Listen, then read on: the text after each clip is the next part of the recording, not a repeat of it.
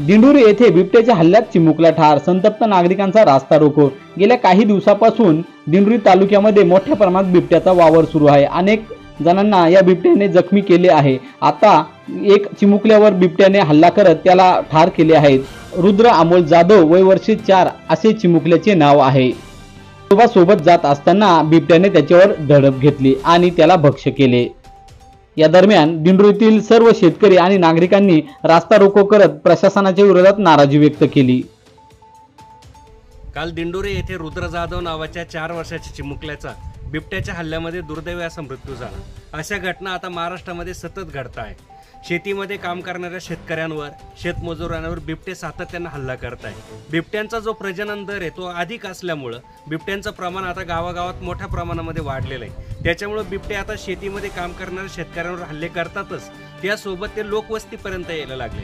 काल तर आजोबाच्या हातातून मुलाला घेऊन गेलं, इथपर्यंत आता बिबट्यांची हिंमत वाढलेली आहे। आता या बिबट्यांवरती नियंत्रण करणं खूप गरजेचं आहे। 1972ला जो वन्यजीव संरक्षण कायदा आला, या कायद्यानुसार वन्यजीवांना संरक्षण मिळालं, परंतु या वन्यजीवांमुळे आता इथला शेतकरी आणि शेतमजूर धोक्यात आलेला आहे। त्यामुळे या कायद्यामध्ये मोठ्या प्रमाणामध्ये बदल होणं अपेक्षित आहे, अमेंडमेंट होणं गरजेचं आहे। माझी सर्वपक्षीय खासदारांना विनंती आहे की इथल्या शेतकऱ्यांचा आणि शेतमजुरांचा जीव वाचवायचा असेल, लहान लहान बालकांचा जीव वाचवायचा असेल तर आता संसदेमध्ये सगळ्यांनी एकत्र येऊन मोठ्या प्रमाणामध्ये आवाज उठवला पाहिजे आणि या कायद्यामध्ये दुरुस्ती केली पाहिजे। विशेषतः बिबट्यांच्या बाबतीमध्ये तर स्वतंत्र धोरण ठरवावं लागेल। केवळ बिबट्यांची वाढ नियंत्रित करून चालणार नाही, तर आज जे प्रमाण आहे तेच खूप मोठ्या प्रमाणामध्ये आहे, तर बिबट्यांचं प्रमाण सुद्धा आता गावागावातून कमी करावं लागेल आणि सरकारला त्यासाठी ठोस उपाययोजना कराव्या लागतील। जर हे प्रमाण कमी झालं नाही तर इथला शेतकरी, शेतमजूर यांच्या जीवाचा धोका सतत वाढत जाणार आहे आणि याविरुद्ध मोठ्या प्रमाणामध्ये आता जनतेमध्ये भीती आहे आणि त्याचप्रमाणे आक्रोश आहे। जर सरकारने याच्यावरती वेळीच उपाययोजना केल्या नाही तर जनतेचा मोठा आक्रोश आपल्याला भविष्यामध्ये रस्त्यावर उतरताना दिसेल। 1 महिन्याच्या पूर्वीच वानारवाडी या ठिकाणी दुसऱ्या दिवशी जी मुलगी विवाहित होणार होती त्या मुलीचा त्या ठिकाणी अंत आपण झालेला बघितला आहे। ही एकच घटना नाही तर अशा अनेक घटना या दिंडोरी आणि संपूर्ण तालुक्यामध्ये घडत आहेत।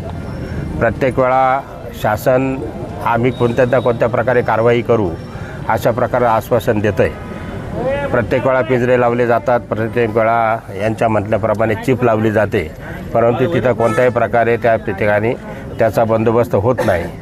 तर योग्य तो बंदोबस्त त्या ठिकाणी शासनाने केला पाहिजे। नाहीतर माझ्या मते तर असं सांगितलं पाहिजे की आमच्या हा दिंडोरी पेठ विधानसभा मतदारसंघ हा आदिवासी बहुल मतदारसंघ आहे आणि आत्तापर्यंत बघितलं असेल आपण की आदिवासी भागामध्ये ह्या घटना घडत नाही, कारण की त्या ठिकाणचे आदिवासी ह्या बिबट्यांना, वाघांना न घाबरता यांचं जे असेल तो काही शेवटचा बंदोबस्त करून टाकतात। तर ती तरी परवानगी आम्हाला सरकारने द्यावी की जेणेकरून त्या ठिकाणी आम्ही ह्या वाघांचा किंवा बिबट्यांचा बंदोबस्त करून टाकू, अशा घटना त्या ठिकाणी पुढे होणार नाही।